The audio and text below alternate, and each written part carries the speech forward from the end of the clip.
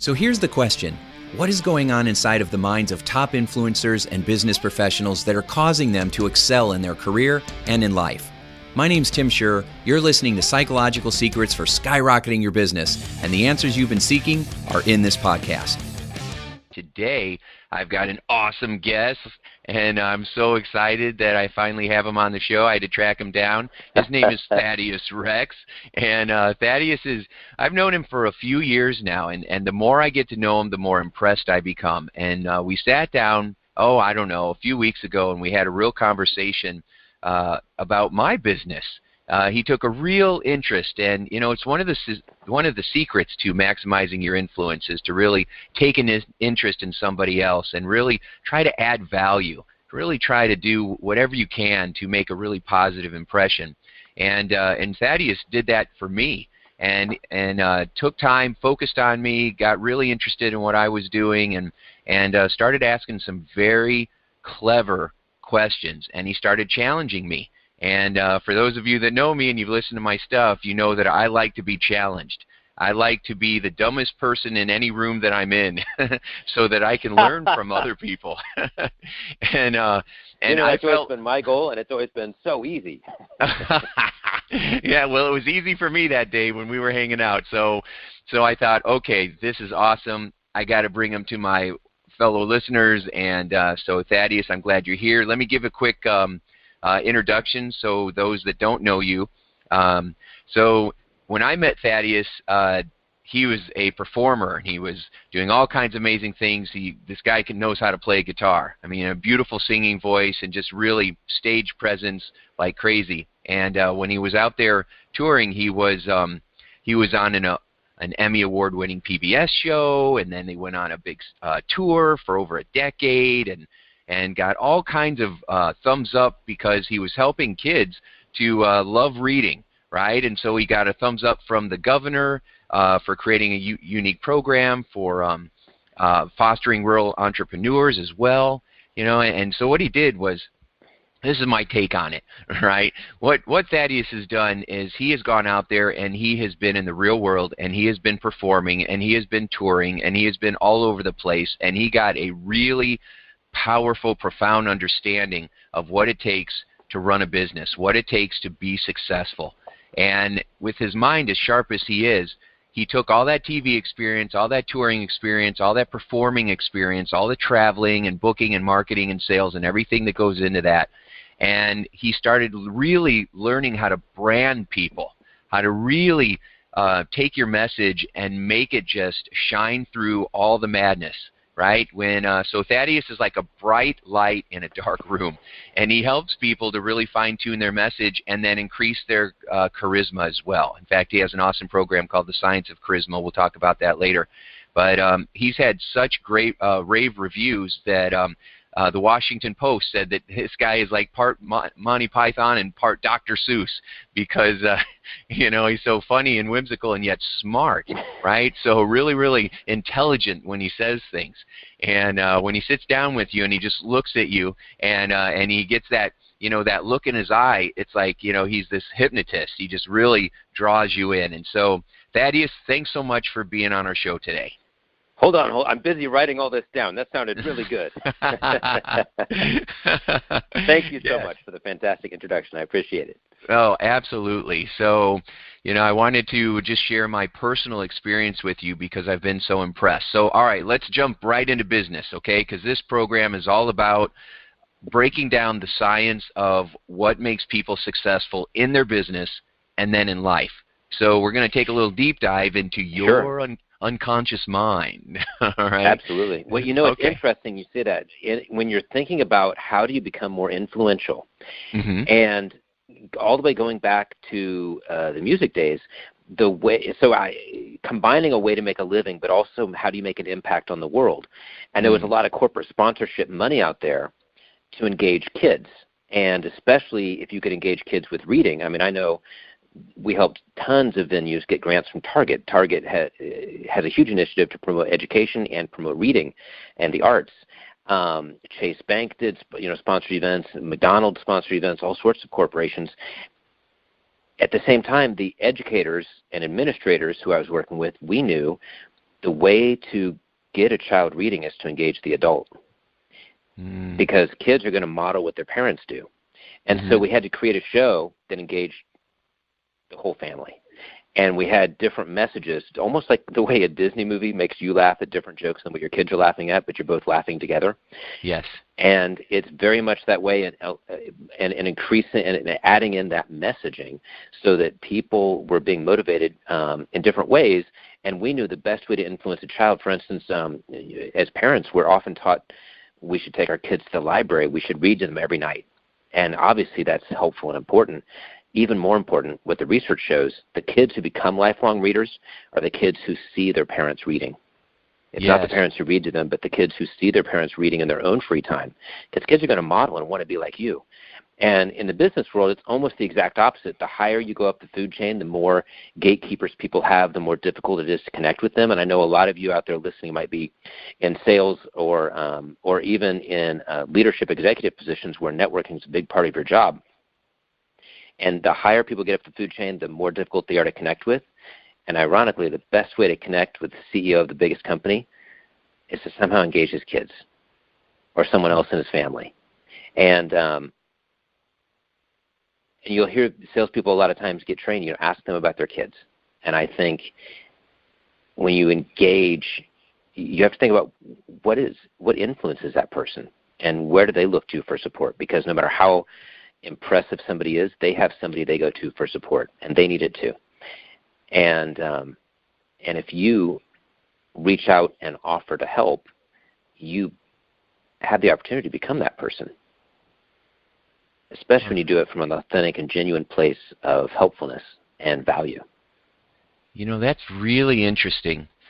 So, I've had the good fortune of well, not just good fortune. I've worked my butt off, as we all do, to get where we Absolutely. get, right? Yeah, and so, but I've had the good fortune of hanging out with many top executives, and it's really funny. As we get talking, they discover my background, and I have had many, many situations where they ask me if I could help their kids, and their kid might be 30 years old, right? And but as we're talking and sharing ideas, then that's interesting that you say that. In fact, and I like how you said it, the top executives a lot of times, or top CEOs, they need to, they also have people that they go to for support. Sometimes they don't. It's kind of amazing to me how many CEOs just try to shoulder everything on their own, and they don't feel like they can reach out to somebody else or let their guard down or be really honest about what's going on, or they assume nobody could possibly understand what they're going through. And so I love how you said that about, so you said two really powerful things. One, don't do the don't do what I do what I say, myth, right? If you want someone to do something, you have to model it. Right, you have to do it and show them what it's like, and then they will do it as well. In fact, when I'm training sales teams, a lot of times I'll tell the manager, jump on the phone and make some calls and show them how it's done. And a lot of times managers have been managing for so long that the thought of them actually getting on the phone freaks them out. And they used to be really good at it. And so then we got to get them skilled up again so that they can model it. But the other thing you said is really, show up and really connect with children and with, because, if you showed up and you were wanting to help my kids in some way, that's immediate. In fact, I remember you had, when we first met several years ago, you had given me a program of one of the concerts that you had done, and it was a CD and for my kids, which I remembered us playing in the living room and just dancing around. So you were doing that even then, now that I think of it.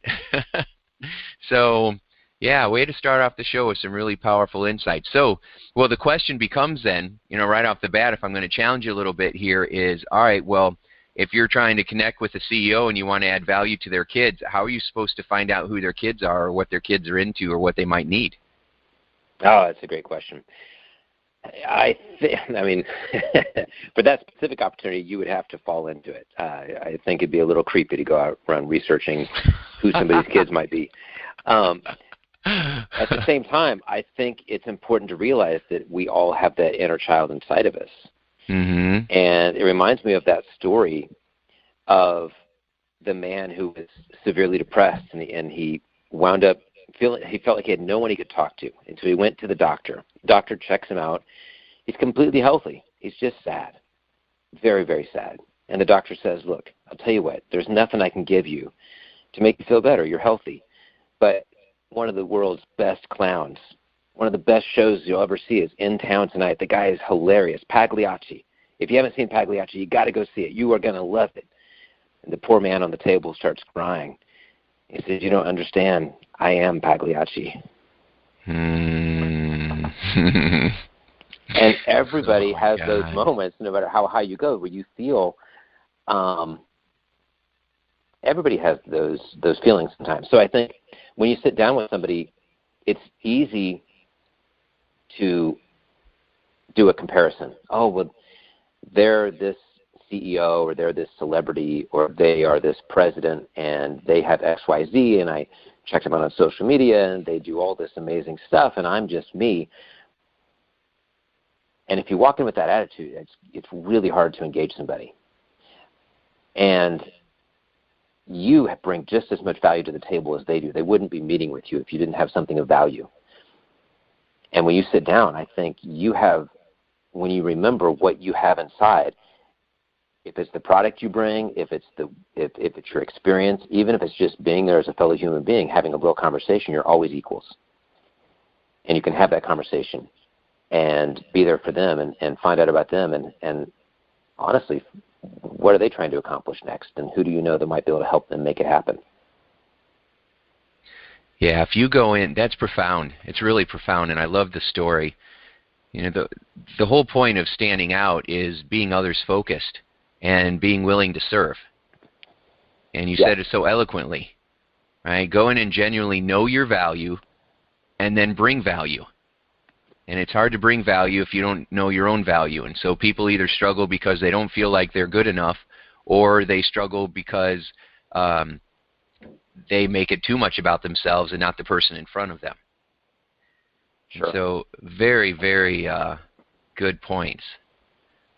So how did you get all this wisdom? Can you give me maybe some milestones from where you started out in life and how you got to where you are today, some of the things that have shaped you?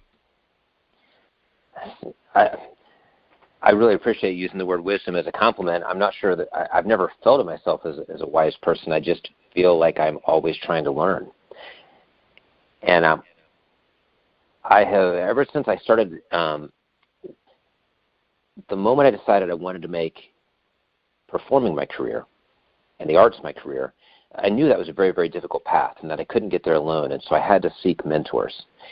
And I had to find coaches and people I could learn from, acting coaches, better musicians, people who would train me, other artists who were doing what I wanted to do. And as I started moving into business, I did the same thing. I found other motivational speakers, inspirational speakers, people who were business leaders, people who were running companies, and figuring out what I could learn from them.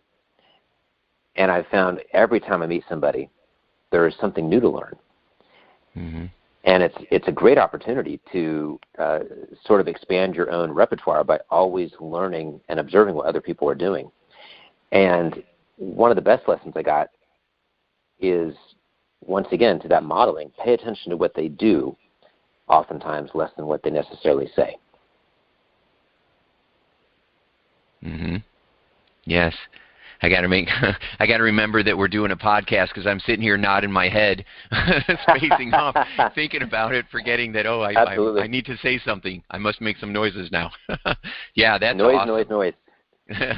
You know, one of the ways that I know I'm talking to somebody who has wisdom or a certain level of mastery is they always say, I don't have it. I'm still a student trying to learn. and so, yeah. And watching behavior, it speaks volumes, right? Watching what their behavior says and how they're coming across. So you started off and decided you were going to be a performer, and then what was the experience like having an Emmy award-winning PBS show? What was that like? So I actually joined the show. So I joined an Emmy award-winning PBS show, and it was I was a guy traveling around the country performing in nightclubs, bookstores. Back when bookstores, you remember Borders and Barnes & Noble used to do shows, a lot of them, and doing nightclubs and sleeping on friends' couches. And then I got onto a TV show, and I didn't make a lot of money on the TV show, but it created this stability in my career that was really cool. And as an artist, I felt like now I can really focus on creating and not necessarily driving and making phone calls to make sure I have some place to drive next month. And then being on the show, working with other creative people to make something happen together was an amazing chance at camaraderie. And I also learned that there's a level of performance, a level of excellence expected that you really have to prepare and practice. I learned a lot about preparation. And even now when I do keynotes, the day before, 2 days before, depending on travel schedules, I have half the day blocked out, that I'm making sure everything's scripted, the PowerPoint's perfect, and I'm running through the entire presentation or keynote at least twice. And then going back and practicing any rough spots or anything that needs to be polished. In a new transition, maybe there's a new story I'm adding. Oftentimes there's customized material for a client, and I want to make sure those are as good as everything else they get. You want it to be, my goal is always that they leave thinking that's the best thing I've ever seen. And I'll be honest, I don't know if I've ever met that goal, but that's always the goal. And I approached it with the idea that if this many people are dedicating 60 minutes to sit and listen to me, then I should be dedicating a whole heck of a lot of time to make sure those 60 minutes are worthwhile for them. Yes. Yeah. When you think about it, for people that see motivational speakers and they say, oh, wow, I want to be a motivational speaker. It looks so easy, and you can go out there for that hour and make all this money, right? Well, if it was just for the hour, then, yeah, that'd be amazing. But how many hours do we put into creating that 1 hour talk? And we can't even say hours. How many days, and weeks or months do you put into it because you want it to go so well, right? It matters. Absolutely. Yeah, Absolutely. It's personal pride. And I love how you said how you tailor it for the person. I've met speakers on the road where they just have their shtick. They've got the same PowerPoint, and they just go everywhere saying the same thing, and they don't really customize it, and they're more interested in their book sale than anything else. They don't go hang out with anybody afterwards. They go hide in the hotel room and then just wait to go to the next gig. And I always found that it seems like an injustice. And the more money you get paid, the worse it makes people. It seems like they do it even worse. So I'm always trying to, I'm always in the hotel bar, hanging out with people or walking around and sitting by the pool or, going to the dinners, or the dinners the night before, fly in early just to hang out with everybody. And because I want to give as much value as I possibly can. And that's exactly what you do too. I try to. It's very easy to hide in your hotel room. Mm-hmm. You have it, and there's, I think, a natural social anxiety. We all feel it. Like entering a new social group is a little stressful. And then entering a new social group when you're walking into a room and you don't really know anybody, you've chatted on the phone with maybe 2 people in the room, and they're expecting you to be something special. And we know we do our best to do a good presentation, but there's really nothing special about us. But there's this expectation because you were on the website or on the brochure. Yeah. And it's very easy to just hide in the room and avoid that social anxiety and wait until it's time to walk out and do your, rock the show and then go straight to the airport and leave. Mm-hmm.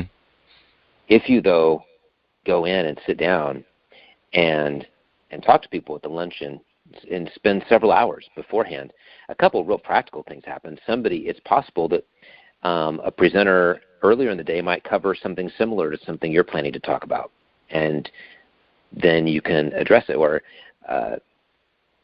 or there might be something that's relevant to your content that you can do a callback to somebody earlier in the day and what they had mentioned and talk about, oh, and I loved Jim's point earlier, and the audience loves that because they remember Jim's point, and it reminds them that you're one of the group. You're with them. And when you meet with the board member, if we talk to our clients and find out what their real concerns are, and one of my favorite questions is, would you like everybody here to get out of this? What do you want them to have at the end of this 60 minutes that we don't have at the beginning? Mm-hmm. And you get these amazing answers. And sometimes those answers become the actual content in part of the keynote. Yeah. Because it's their experience that is so relevant. And speaking in front of a wide variety of groups, like in the last 12 months, I've spoken to executives at polyurethane foam factories. I've spoken to small business owners who run print manufacturers. I've spoken to HR specialists and consumer affairs specialists and even funeral home directors and all these different groups. And they all have different businesses, and so if you take the time to listen and understand what their real issues are, and different industries have different issues, a lot of times this really great material comes out, and you'll hear these little stories shared in the questions beforehand, like you said, sitting at the bar, just having lunch before the keynote, and they're wonderful tools to share, and it's a great way to get new material for your next year's keynote. Yes. Yeah, I always think of it as research. You're in there and you're hanging out with people and you're using the same language that they're using. I remember the first time I did programs for credit unions, and I had to shift. They're not customers, they're members, and just getting the lingo down. Absolutely. And, and then, being able to reference someone out in the audience, so you said someone, another speaker on the stage, which I like. I do that a lot because my goal is whoever was speaking before me, I want to come out and make them feel wonderful. So I'll reference what an awesome job they did, or if it happens to be the president of the company, I'll give them one more round of applause just to keep that, keep the love going. And but then I'll also call out to people that I know that are in the audience, right? Because someone that maybe doesn't feel like, they're that important, or they just started with the company, and now the guy on the stage is calling them out by name and saying, "Where are you? Throw your hand up. There you go." And I'll tell a story directly about him. I say, "Give him a high five," and it makes those people light up. But what I've seen is it makes everybody like me more, because I'm focused on getting everybody to like him. And you're right. It's all about feeling like we're in this together. Absolutely. I always say we when we're talking about the company. I don't talk about you guys, because I want them to feel like I'm a part of your team. So It's really, really good stuff. It is easy. This is kind of funny. This conversation is slowly morphing into strategies for public speaking and connecting with your audience. But it gives some really valuable insights, right? Sure. Yeah. So I think even if I think in every job, when we are interacting, we're in a way interacting with our audience. And if my very first job, like in college, I was a bartender. Mm-hmm. And you definitely have an audience. Like every time you walk up to a table or someone sits down at the bar, you're engaging, and it's your job to make sure they have a good time while they're there. Yeah. If you're a teller at a bank, everybody coming up to the window is in your audience. If you're doing sales for an inside sales organization, it might feel like you're pounding the phones, but every time you get a human on the phone, they become your audience. And I think these real human connections that's what separates us from machines. And that's what makes us as individuals valuable, is the human connection that we're able to create by getting interested in somebody else. Absolutely. Absolutely. And it's what separates the top 10 or 20% of the sales superstars out there from everyone else, because they're focusing on the human connection. They're focusing on the relationship itself. And, my acronym LOVE, right? When you listen to, understand, and validate the people in front of you, it causes them to return the favor. Oh, Tim, that's really good. I like it. Yeah. Southwest Airlines, you should talk to them about that one too. Mm-hmm. LUV, that's their symbol. Anyways. Oh, is it? Yep. I did not. That's their home airport. in Dallas is LUV, the old LUV airport. Interesting. Yeah. I think well, if you think about it, if we're doing inside sales or outside sales or a bank teller or even an accountant working on paperwork, that job, in a way, it's your work of art. It's what you do every day for society, for the greater good.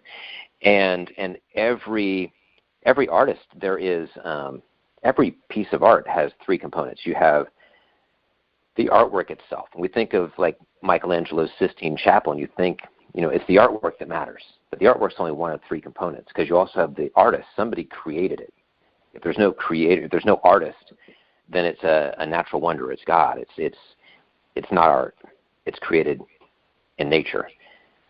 And that artist had to create it. And you also have to have an audience. And it's when the audience appreciates the Sistine Chapel that it becomes famous. Art by itself is nothing until an audience appreciates it. And that audience is actually the most important part. And when you're doing inside sales or you're a bank teller, even if you're an accountant and the IRS maybe is your audience, there's a level of excellence that you're able to create for that audience. And I think when you focus on how can I help this audience, whether it's an audience on the platform or it might just be your audience on the telephone or just staring across the desk from you, and what can you do for that audience to help them get something they want out of their day? Yeah. I'm doing it again. I'm doing the head nodding. That's all good. It is. So, all right, well, let me ask you this then. So if you can travel back through time and go hang out with the little boy that you once were, what advice would you give him now that might make life a little bit easier for him based on what you've learned through all your adventures? That's easy. Hey, kid, the music business is going to fall apart. Try something else. He's going to think you sound like your father. Right. Yeah, exactly, give up the music. Go get a real job. Oh, I wouldn't say give up the music. I wouldn't say that. And I would never recommend, well, I don't know what a real job is. I mean, aren't all jobs real, really? Well put. I think, what is the advice I would give to the younger one? Boy, I honestly, I wish, and it goes back to your love, I wish I had learned listening skills earlier. It was a real struggle for me. And listening skills, because I think it's more than just listening. It's when you can listen and actively understand what that person cares about and what they're really trying to say beneath the words, and then respond to it in a way that's valuable. And I struggled with that for a long time because I read a lot of books and I wanted to tell people what I knew. And it took me a long time to realize most people, first of all, most people know most of the stuff I know. They just maybe didn't talk about it as much. And secondly, you have to create a relationship. Even on the stage, when you're expected to stand up and just talk for 60 minutes, it's a relationship. It's not, let me tell you what I know. Mm-hmm. And I learned that backstage, a famous comic and had the word, one piece of advice. And the advice was, when you step out on stage and you hear that brief hush as the audience quiets down, that's the audience listening. And that's you listening to them in return. Oh my God, I'm getting chills here.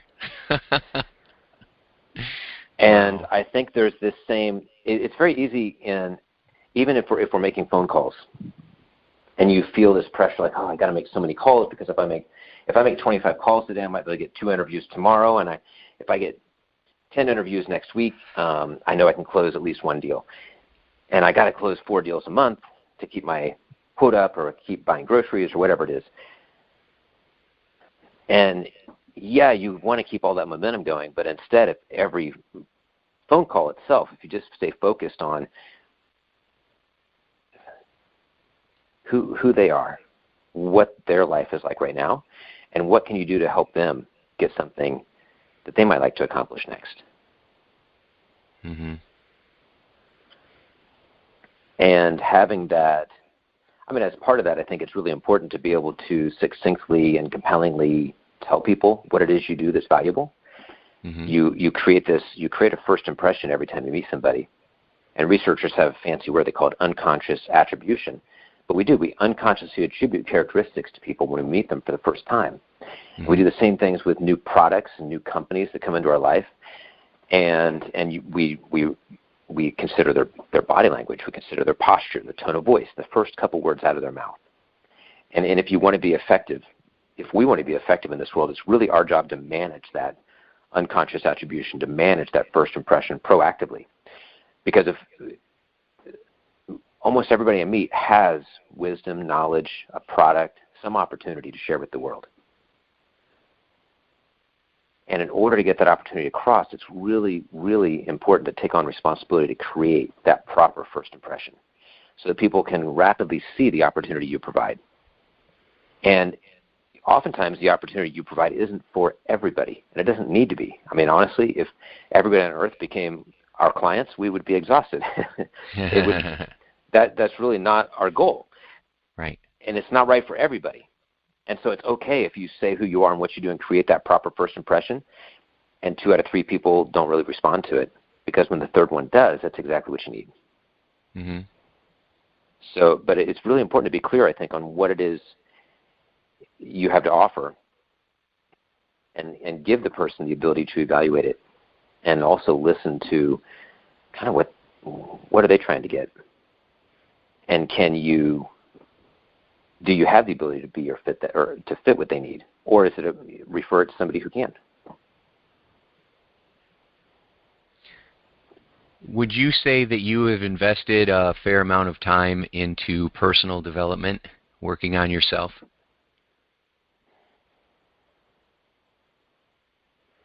Yes. It's interesting. I was hung up on the word fair amount of time.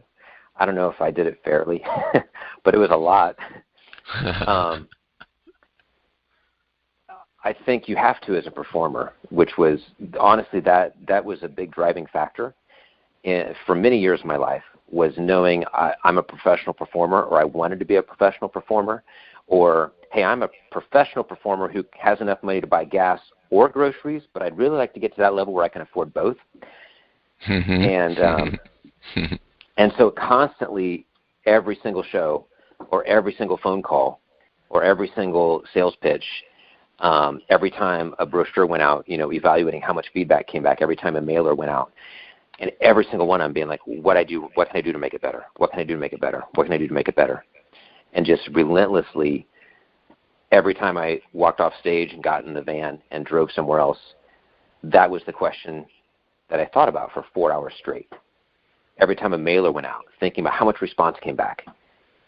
I got a 0.8% response rate. Can I get it up to 0.9?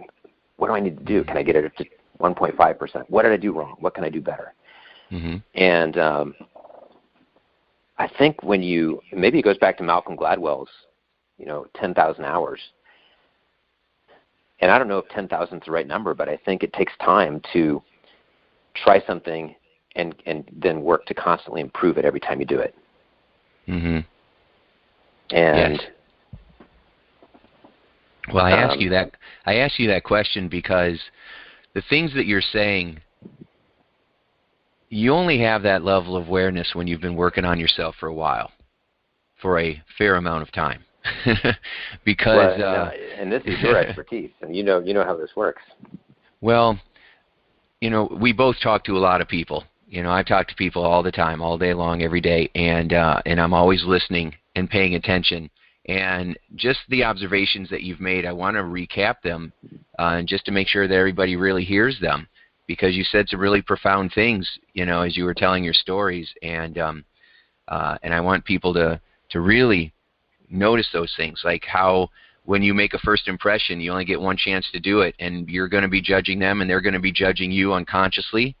And when you're working on yourself and you're mindful of your thoughts and you're aware of your body language and you know how you're coming across nonverbally and you know what your intentions are, whatever is going on in your subconscious mind, it's going to come out through your body. It's going to come out through those minute facial expressions. It's going to come out through the way you hold your body or how you breathe, or if you make eye contact and smile at somebody. If you want to see a really poor example of people connecting with each other, go to a networking event. And you'll see a lot of networking is not working because people aren't really saying there's usually 10% of the people, 1 out of 10 will be running around the room saying, "Hi, welcome, how are you?" And everybody else will be in their own little circle or their own small herd, right, talking and not making eye contact or not noticing that their body language is kind of shutting people out. And or they're just talking about the same old stuff that they're always talking about instead of really getting to understand the other person, really digging deep and trying to get the story. Every human being has a story, and try to understand what the story is for that person in front of you. And so that's why I think it's essential that you're always working on yourself so that you can even have the insights and the awareness to know what intentions are really driving me. How can I look at this situation and look at it as feedback, not failure, so I can keep adjusting. If like what you said, if it's point 0.8, how can I get it to 0.9? As opposed to somebody saying it was only 0.8, I guess that's not working, I'll try something else. And then jumping around instead of staying with one thing and having that consistent focus. Oh, absolutely. And there's a time for jumping around, pivoting. If you have the wrong idea, it's good to recognize it and move on. Yes. And there are times to take that idea and continue improving it.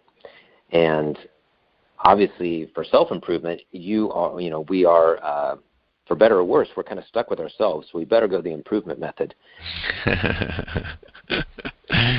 Yes, I agree. And I remember sitting in one of your seminars once and learning fascinating perspectives on listening skills and rapport. And folks, if you haven't tried it, it was a marvelous experience. I think that there is, back to your question on working on yourself, there are a few investments you can make, I think, that become more worthwhile in the end. And as you grow, one of the interesting cognitive tricks is because our brain really only has so much capacity, we can only pay attention to so much at a time. And when you're in a conversation or on stage, either way, and you're thinking about that audience or that person you're talking to, and as you focus and think about their body language, what are they saying, what are they needing, and you genuinely develop some concern for their feelings and where they're coming from and why they care about what they care about, it's really interesting because all of our anxieties and concerns kind of disappear because our brain can't really think. We don't have the capacity to think about it all at the same time. Mm-hmm. And I have found that to be, especially on stage, one of the best opportunities. People say you get nervous before you go on stage, or are you nervous? Yes, every single time before I go on stage. And I hope I always still stay nervous. I know Sammy Davis Jr. used to say if he didn't throw up before a show, or if he didn't at least feel nauseous, it was going to be a terrible show. And if he actually threw up, that was going to be a great one. Because being nervous actually signals that we care and we're preparing. And being nervous, I think it's okay before a networking event to be nervous about the networking event. It's very natural and normal. And it helps us it really helps us focus. Why are we here? Why is everybody else here? What are they trying to get out of this? What am I trying to get out of this? What kind of collaborations? And it helps us forget about, the dog got sick this morning and I need to pick up the dry cleaning and I got to get my kids to soccer, and all that stuff kind of fades away because being nervous is the brain's way of focusing and shutting everything else down. And then before we walk into that room, if we just remind ourselves, hey, what do these other people want? And let's focus on that for a minute. And as you focus on that, it becomes very difficult to focus on yourself at the same time. Mm-hmm. And then that rapport happens because people notice when you're focusing on them. Yeah. Yeah.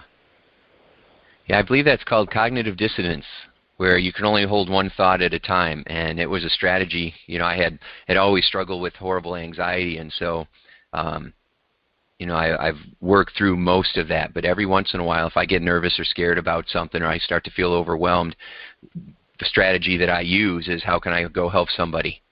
Right? Exactly what you're saying. Yeah, I'm going to go add value, right? So I'll jump on, I'll do a Facebook Live video, or I'll call up an old client, or I'll just reach out to somebody I haven't talked to, and I'll say, hey, can I help you with anything? Which is usually met with a really wonderful yes.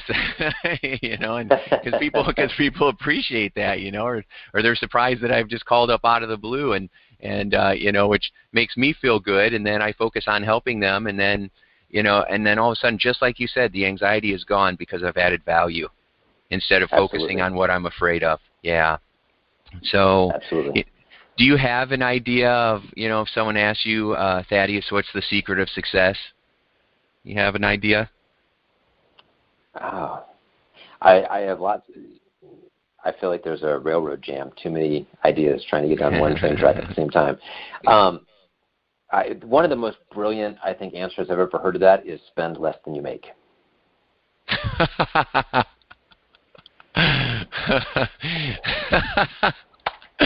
Oh, that is so relevant. You know, that's funny. I've made millions, and the bad thing is that I've spent millions too. Right, so. Absolutely. Yeah, that is really, really profound advice. I remember when my very first experience with a financial planner, this was, oh man, I don't know. This was like early 2000s, like maybe 2002, and I sat down with a financial planner, and he's looking through my books, and he says, you don't have a spending problem, you have the other kind. And I'm like, what do you mean? And then he just looked at me, and then my wife's like, he means you have an earning problem. You're not making any money. I was like, you're a jerk. I don't like you. So it wasn't the smartest approach for him. But so then I worked real hard not to have that problem. But then, you know, what happens is you start making money, and then you start spending money, and then suddenly you find yourself broke at a higher level.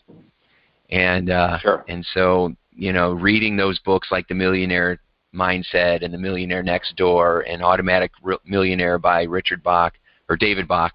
Richard Bach's the other author I love. But, you know, those books, they say that. They say the same thing. Don't spend so much. And then, one, it takes so much stress off of you. And two, if you buy more stuff, you just have more stuff to take care of. Or you end up shuffling it into a garage sale and selling it for a nickel. And so I think that, you know, as they say, the most important things in life aren't things. Yeah, absolutely. Spend the time, not the money. So I think that's good. If you had to start all over from scratch, just having your wisdom that you have now, what's one thing that you might do, or a couple things that you might do to launch your business if you had to start all over? That's a great question. If I had to start all over to launch the business,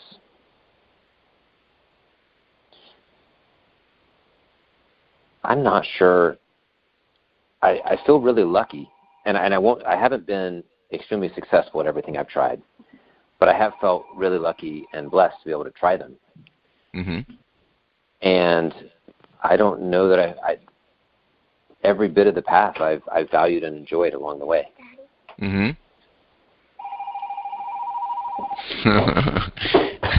We have phone ringing here. That's so sweet. You got the phone ringing. You have that angel voice of your little boy. Absolutely. Lots going on. That's awesome. I love it. I love it. That's real life, right? We're sitting here talking about how do we grow and how do we become successful, and then still have, you know, the things that matter most to us, or the people that matter most to us as well. So absolutely.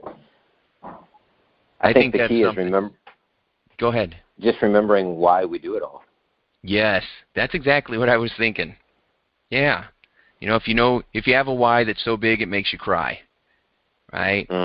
And I know that you work really hard for your beautiful family, and I do the same. And it can become a bit of a challenge, though, because to accomplish great things requires a great amount of time, especially in the beginning. And they talk about life balance. Yeah, but it's really hard to have life balance when you're trying to accomplish something that's pretty big, right? Yep, so, absolutely. You know, I heard, I'll leave you with one last piece of, I learned this from Bill Stanczykiewicz, and he's the executive, or I can't remember if it's executive director or CEO of the Indiana Youth Institute. And he's a Polish guy from Chicago, super smart. He has a presentation that I have had the honor to see twice, and great speaker. In the presentation, he's talking about the value of helping youth. And he said, there are some things in life that we might assume are common sense, that not every child is taught. He said, in life, the order of things is that you finish school, you get a job, you get married, you have kids. That's the order you do life. He said, and statistically, if you're in the U.S. and you live your life in that order, first you finish school, then you get a job, then you get married, then you have kids. Your chances of winding up in poverty are are very, very small, 2 or 3%. If you do any of those things out of order, your chances of being in poverty jump up to the high 60%. Yep. And makes sense. Remembering, it kind of goes back to that spend less than you make. And maybe that's one piece of advice I would give to my younger self, is to just remember the order of life. And if you put your priorities, remember it's a process, and we have places we want to be. And if we just charge for the mountain and start heading up the path as quickly as we can, we may not have packed the right tent. We may not have brought the right team. We maybe forgot to bring oxygen tanks. We may never get to the summit if we start too quick. And understanding the process of things and having a plan can be a great differentiator in determining who reaches the peak and who works really, really hard and doesn't wind up getting there.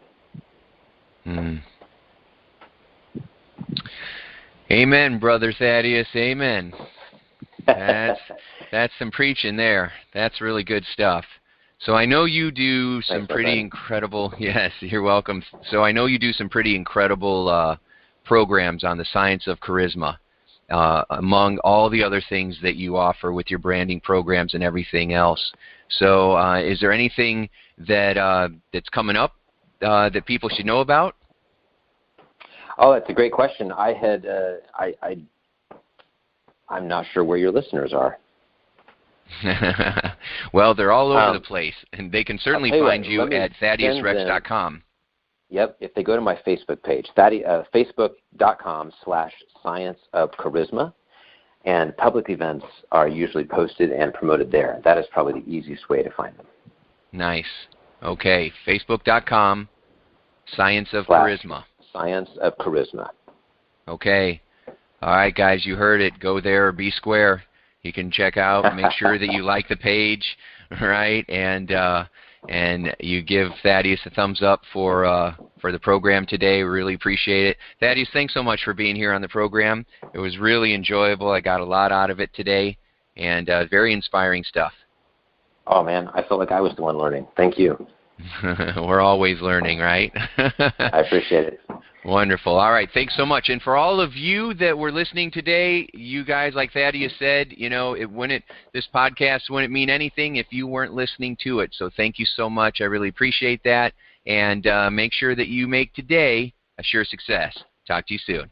Thanks so much for listening to the podcast. If you really enjoyed it, please subscribe and share it with your friends. And if you want more psychological secrets for making your business and your life a sure success, go to timshurr.com/newsletter and join our family of achievers who are living their dreams and making the world a better place. Check it out now and make your life a sure success.